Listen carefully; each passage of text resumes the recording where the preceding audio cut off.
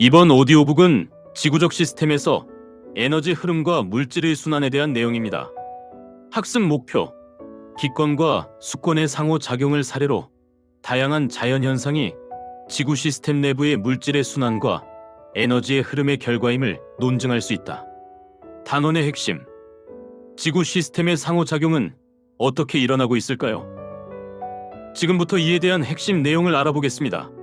용어 정리. 용어 1. 달과 태양의 인력. 달과 태양의 인력은 물체에게 작용하는 중력을 의미합니다.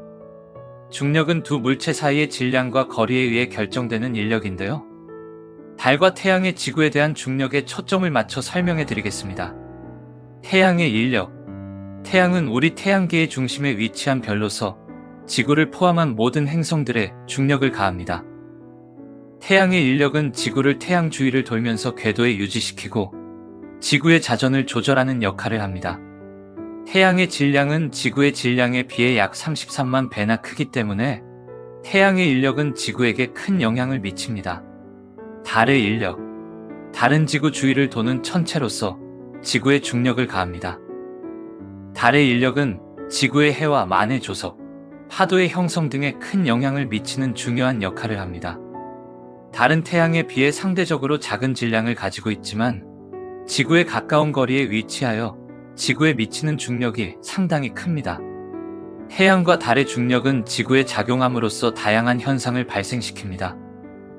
예를 들어 태양과 달의 중력이 합쳐져 만들어지는 조석힘은 해와 만의 조수와 파도를 형성합니다.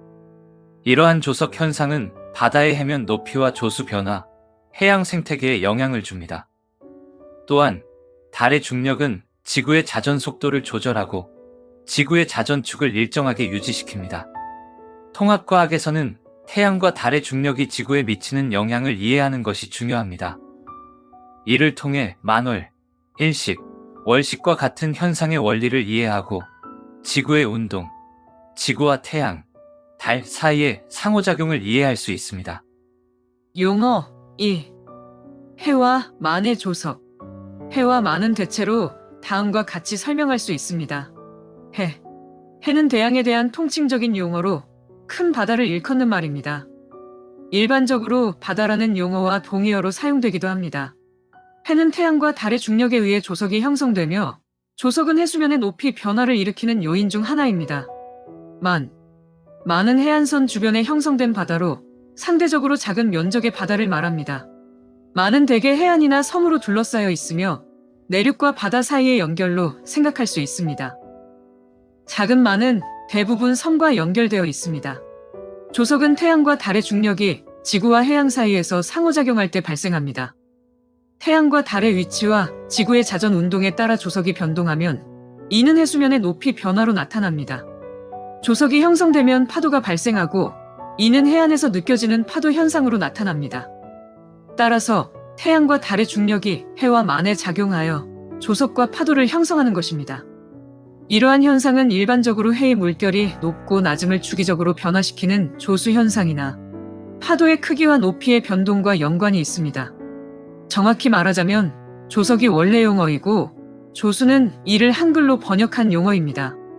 조석은 조수 현상을 일컫는 것으로 태양과 달의 중력이 지구와 해양 사이에서 상호작용할 때 발생하는 조수 현상을 말합니다. 따라서 조석과 조수는 같은 의미이며 해와 만에서 발생하는 물결의 높이 변화를 표현하는 용어입니다. 용어 3. 광물. 광물은 지각에서 발견되는 천연 물질을 의미합니다. 광물은 지구의 지각층에서 형성되며 고체 상태를 가지고 있습니다. 광물은 주로 미네랄이라고도 불리며 여러 가지 원소와 화합물로 이루어져 있습니다.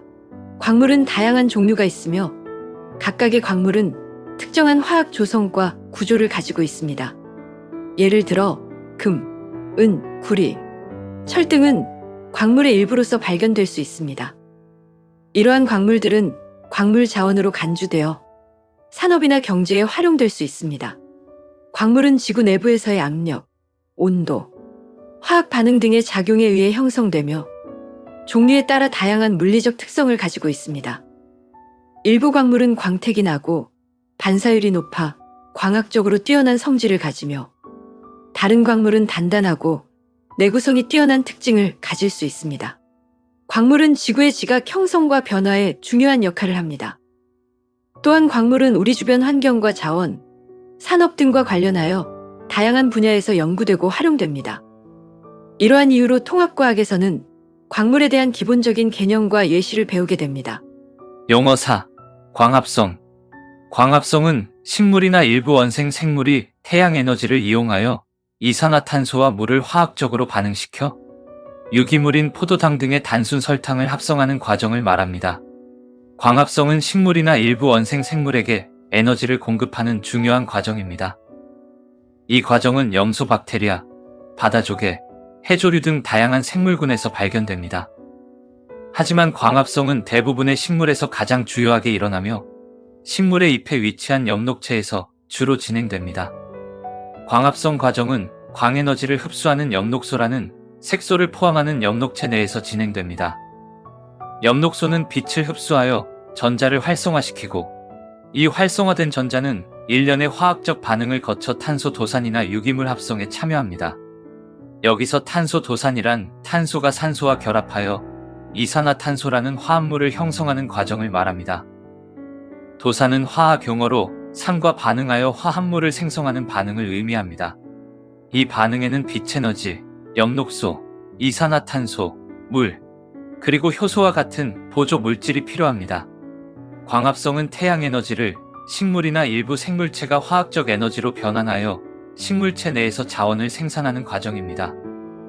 이 과정에서 생성된 유기물은 생물의 성장, 대사 활동, 생식 등에 필요한 에너지와 원료로 사용됩니다.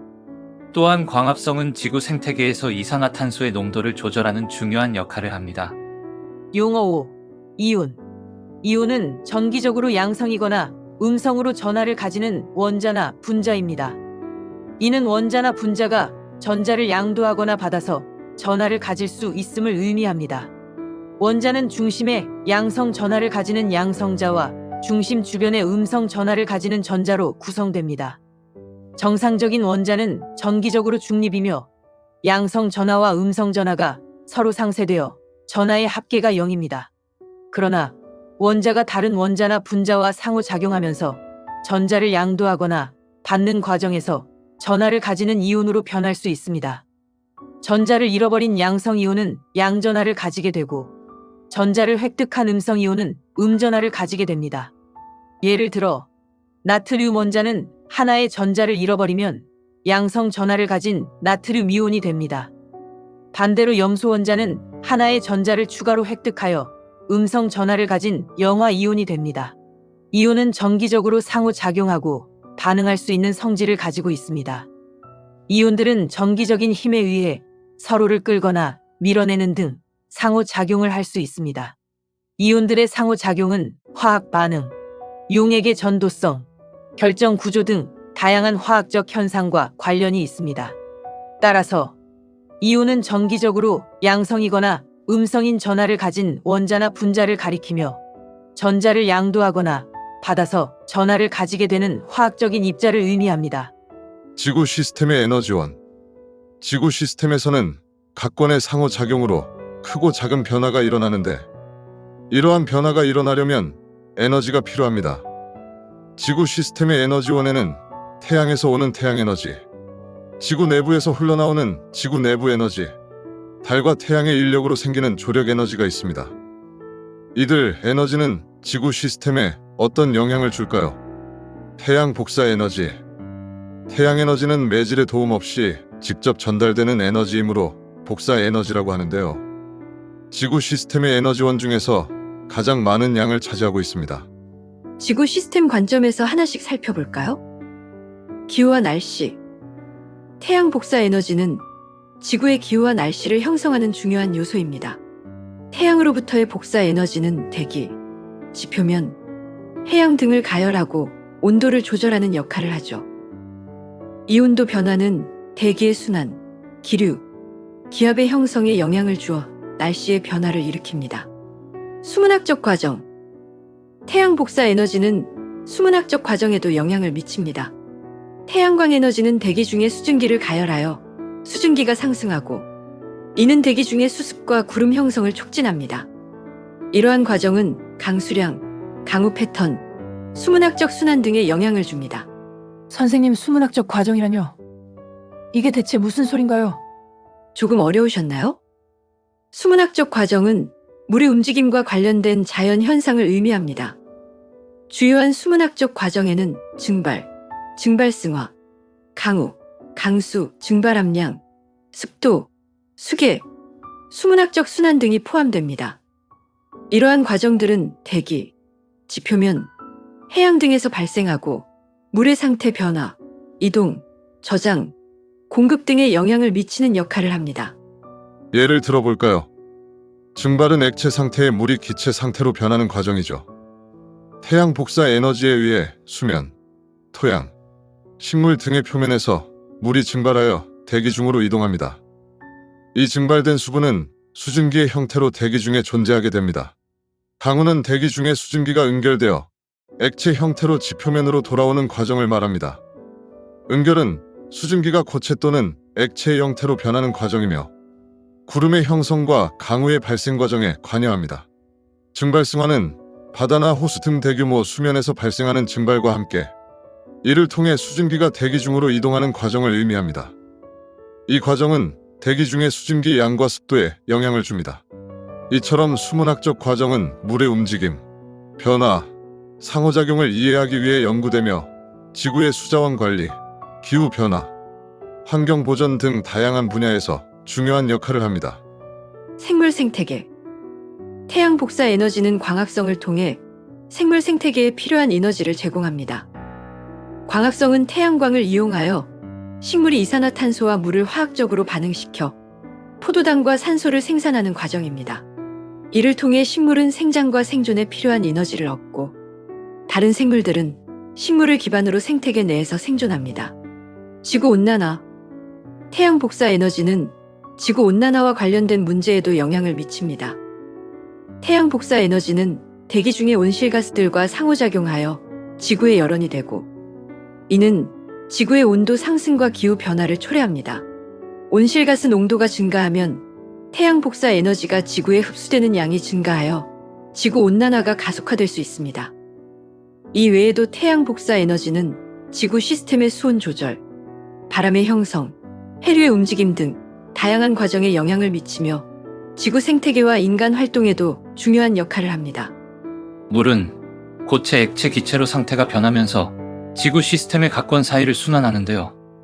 지구 시스템에서 일어나는 물의 순환은 에너지 흐름과 깊은 관련이 있죠.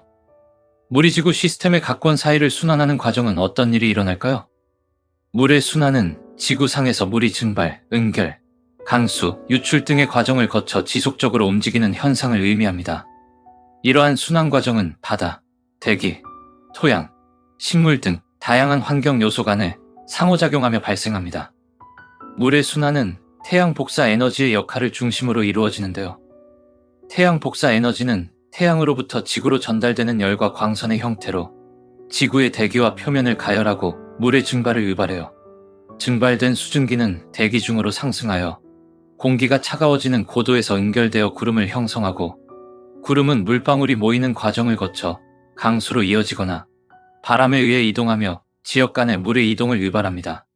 강수는 지표면에 물이 내리는 현상으로 비, 눈, 우박 등 다양한 형태로 발생합니다. 강수는 지구 표면을 흐르거나 흡수하여 지하수로 이동하거나 강, 호수 등으로 유출되고요. 이러한 물의 유출과 흡수 과정을 통해 지구상의 물은 다시 순환하며 지속적으로 움직이게 됩니다.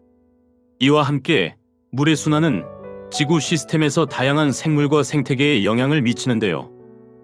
물은 생명체의 생존에 필수적이고 물의 순환은 식물의 광합성 과정, 수분 공급, 기후 조절 등 다양한 생태적 역할을 수행합니다. 물의 에너지 흐름은 물을 통해 열이 전달되는 현상을 의미하기도 하는데요.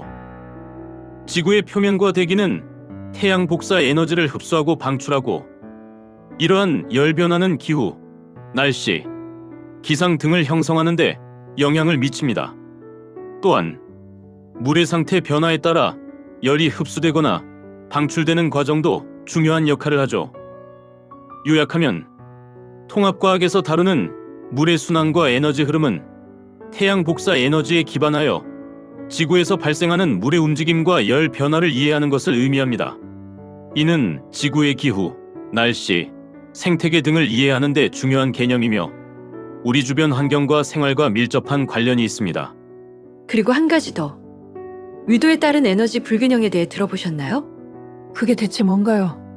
위도에 따른 에너지 불균형은 지구상의 다양한 지역 간에 태양 복사 에너지가 분배되는 양의 차이를 의미하는데요. 통합과학에서 중요한 개념 중 하나입니다. 태양은 지구의 적도 부근에서 직각으로 비추면서 가장 집중적으로 복사 에너지를 공급합니다. 이는 적도 지역에서는 태양 직사가 발생하고 태양 복사 에너지가 최대로 도달하는 지점인데요. 반면에 고위도 지역에서는 태양이 비스듬히 비추기 때문에 복사 에너지가 흩어지고 분산됩니다. 따라서 위도가 높아질수록 태양 복사 에너지의 강도가 낮아지는 경향이 있습니다. 이는 지구상의 고위도 지역에서는 태양으로부터 받는 에너지가 적기 때문에 온도가 낮고 계절 변화가 크며 얼음과 눈이 많이 나타나는 특징을 가지게 됩니다. 또한 위도에 따른 에너지 불균형은 지구의 대륙권 내에서 대기의 움직임과 기후 현상을 형성하는 데 영향을 미칩니다. 태양 복사 에너지의 차이로 인해 고위도 지역에서는 대륙권의 대기가 냉각되어 밀집하고 하강하는 경향이 있습니다. 이러한 대륙권의 움직임은 바람, 기압 기온 등의 기후 조건을 결정하며 지구의 기후 현상과 패턴을 형성하는 데 중요한 역할을 합니다. 요약하면 위도에 따른 에너지 불균형은 지구상의 지역별로 태양 복사 에너지가 분배되는 차이를 의미합니다. 이는 고위도 지역에서는 태양 복사 에너지가 적어 온도가 낮고 계절 변화가 크며 대륙권 내의 기후 현상에도 영향을 미칩니다. 이러한 이해는 지구의 기후와 지리적 특성을 이해하는 데 도움을 줄 수 있습니다. 이 내용까지 같이 챙겨가시고 또 오세요. 탄소 순환과 에너지 흐름. 지구 시스템에서 탄소는 다양한 상태로 존재하며 각각의 상태는 다른 영향을 미칩니다. 다음은 지구 시스템에서 탄소가 존재하는 주요 상태와 그 영향에 대한 설명입니다. 탄소는 태양 복사 에너지나 지구 내부 에너지를 근원으로 다양하게 순환합니다. 기권에서 탄소는 주로 이산화탄소, 수권에서는 물에 녹아 이온 상태로 존재합니다.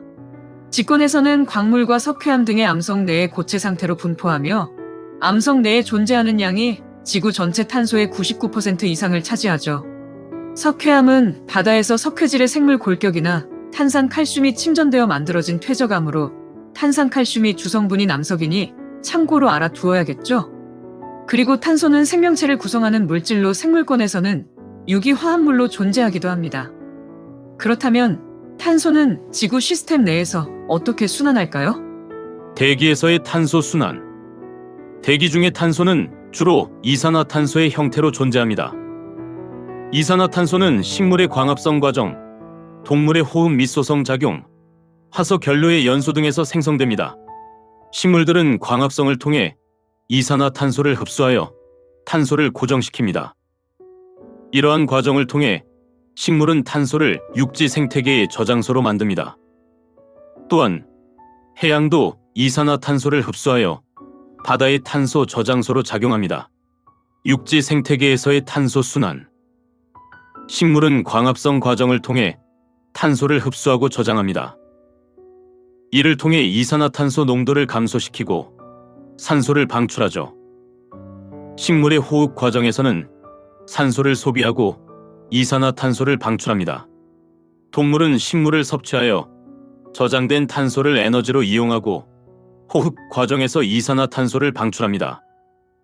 유기물로 저장된 탄소의 일부는 동물의 사체나 배설물에 포함되어 직관의 토양으로 이동합니다.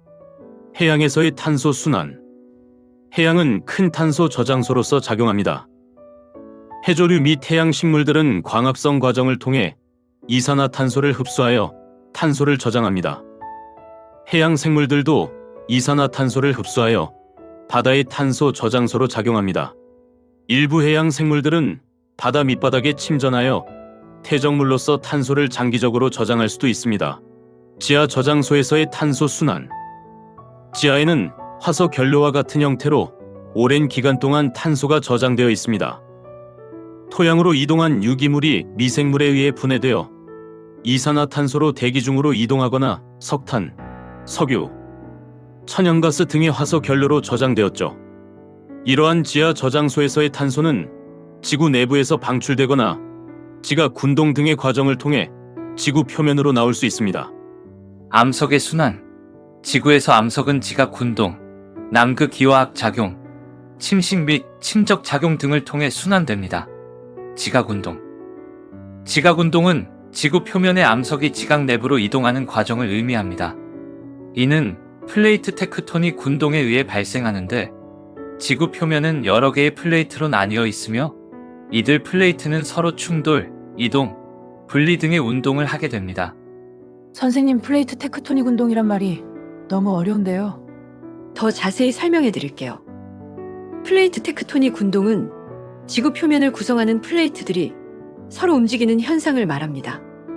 이것은 대륙들과 바닷물이 올라오는 지대인 지구 표면이 여러 개의 큰 조각으로 나뉘어져 있다는 것을 의미하는데요. 플레이트는 얇은 암석 조각을 말하는 거예요. 대륙 플레이트와 해양 플레이트로 구분되죠. 이 플레이트들은 멘틀이라고 불리는 지구 내부의 녹은 암석층 위에 떠 있는 것처럼 보입니다. 플레이트들은 지구 표면에서 서로 충돌하거나 서로 멀어지며 때로는 서로 슬라이딩하면서 움직입니다. 신기하죠? 플레이트의 운동은 대류 기동, 산맥 형성, 지진, 화산 폭발 등 다양한 지구 현상을 초래합니다. 대표적으로 대서양 중앙 해류와 태평양 바다 바닷물이 상호 멀어지는 중앙 해구에서 새로운 해양 지각이 형성되고요. 북아메리카 대륙과 유라시아 대륙이 충돌하여 히말라야 산맥이 형성되는 등의 현상이 플레이트 테크토닉 군동과 관련이 있습니다. 이러한 플레이트 테크토닉 군동은 지구의 지질 변동을 이해하는 데 중요한 역할을 합니다. 지진이나 화산 폭발과 같은 자연 재해 발생 메커니즘을 이해하고 대류기동이나 해양 지각 형성과 같은 지구의 지형 변화를 설명하는 데에도 사용됩니다. 이러한 플레이트의 충돌이나 분리로 인해 암석은 지각 내부로 밀려나거나 습식되어 용융될 수 있습니다. 이러한 과정에서 암석은 지하로 이동하게 됩니다. 남극 기화학 작용. 어려우니까 집중해주세요. 남극 지역에서는 해빙과 해빙 사이에 있는 수질이 극한 조건에서 화학적으로 작용함으로써 암석이 생성됩니다. 이 화학 작용은 빙하에 녹는 과정에서 발생하는 거예요. 그리고 녹은 물이 암석을 용해하고 새로운 암석을 형성하죠. 침식과 침적 작용. 침식은 풍화 작용에 의해 암석이 부식되고 운반되는 과정을 말합니다. 풍화 작용은 기상 조건이나 화학적 작용에 의해 암석이 분해되어 작은 입자로 변화하는 과정입니다. 부식된 암석은 강, 강둑, 해안 등을 통해 수송될 수 있습니다. 이러한 입자는 침적 작용을 통해 다시 적당한 환경에서 침전되어 암석으로 변화합니다. 이러한 과정들을 통해 암석은 지구 내부에서 표면으로 이동하고 다시 지각 내부로 들어가는 순환을 반복합니다. 이는 암석이 형성되고 변화하는 지구의 동적인 과정을 나타냅니다. 마무리. 단원의 핵심. 지구 시스템의 상호작용은 어떻게 일어나고 있을까요? 지구 시스템은 지권, 기권, 수권, 생물권, 외권으로 이루어져 있으며 각각의 권들은 끊임없이 상호작용하고 있다. 태양 에너지에 의해 물이 순환하는 과정에서 날씨 변화가 생긴다. 날씨의 변화는 기권과 수권의 상호작용으로 일어난다. 물의 순환 과정에서 에너지도 이동한다. 물의 순환은 지표의 변화를 일으킨다. 직권의 변화와 판의 운동에 대한 내용은 다음 오디오북에서 이어집니다.